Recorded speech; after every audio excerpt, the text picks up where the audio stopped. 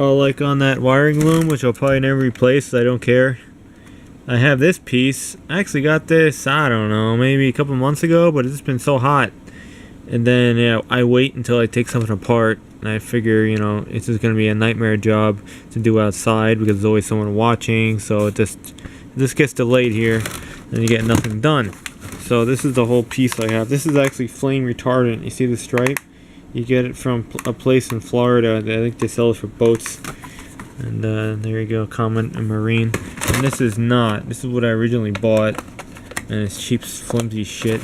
This is so much harder and solid. And this is actually the right size. I bought it too big. This I'm gonna use though around my computer wires. I'm just gonna put it all in one big snake.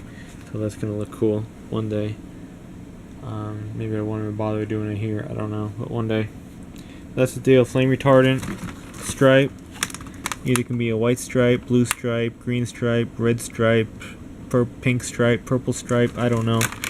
And this is not. And you definitely see the difference. Or was this? Yeah, this was. No, this was the flame retardant. This was not. This is the cheap flimsy stuff. You see, this is way more solid. That needs to be done. That comes in all different lengths. I mean, sizes.